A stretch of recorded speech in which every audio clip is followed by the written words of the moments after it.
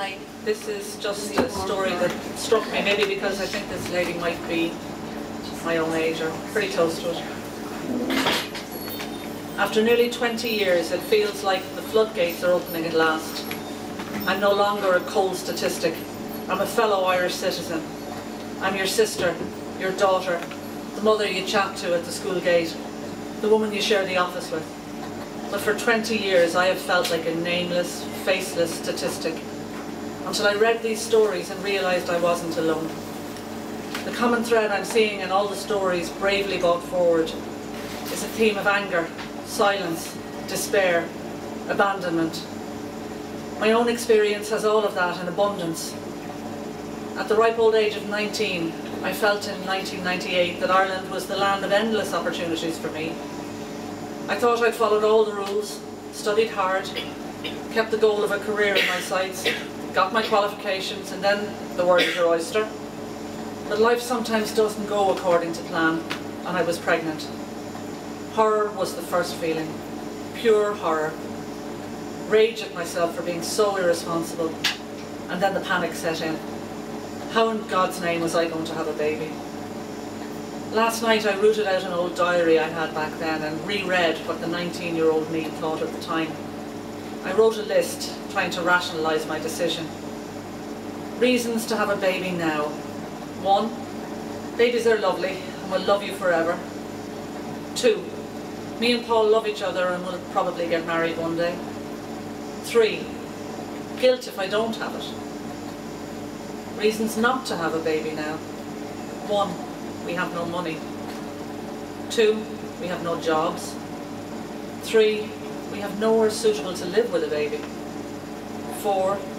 If Paul leaves me, I'll be alone with the baby. 5. A baby I raise is my responsibility. The state and my family should not have to take the burden. 6. I would be a crap man now. I know nothing and barely mind myself properly. 7. Every part of me does not want to be pregnant. 8. I have started cutting again since I found out. This is not a good sign. 9. I want to disappear. 10. I don't want a baby now. 11. I would be responsible for fucking up a kid's life, and I'm fucked up enough that this is very likely. Reading that tonight again, I'm proud of 19-year-old me. As daft as I was back then, I knew my limits and what I could handle, and pregnancy wasn't it. The difficult decision made, but now I face an uphill battle thanks to the 8th Amendment. We borrowed money from friends, took out student loans, used all my summer savings, which was to cover my college rent for the semester, and we were still short. So I decided only I would go. Having never left Ireland before, I got on that plane to London, a teenager, and returned the soul of an old woman. I remember flashes, getting lost on the tube, sitting on a bench in Brixton, bawling my eyes out in the pouring rain as I couldn't find the clinic and I was late and I'd come so far that I messed it all up. A lovely Jamaican woman stopped and asked if I was okay. I told her I was lost in the name of the clinic. Recognising my thick Irish accent, she said, "Another Irish girl cast out the English, you poor child. I'll walk you there, it's not far." In a foreign country, holding the hand of a stranger, with a tear-soaked face, I finally came to my destination. Old habits die hard. I repeated the Hail Mary in my head, over and over and over, throughout the whole thing.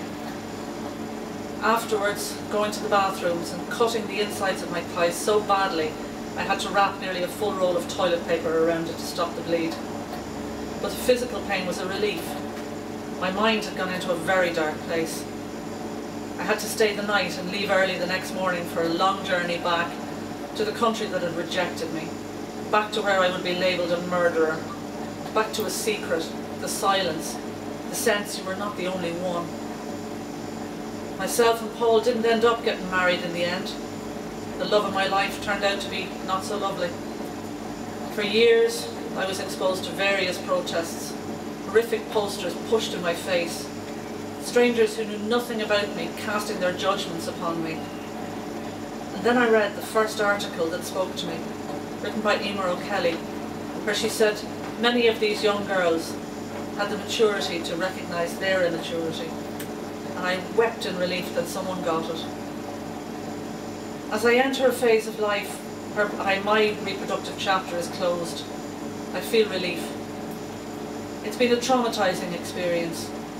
I went through abortion, I've given birth 3 times and miscarried twice. It's not easy being a woman, but being an Irish woman with a crisis pregnancy is scary as hell and a very lonely place to be.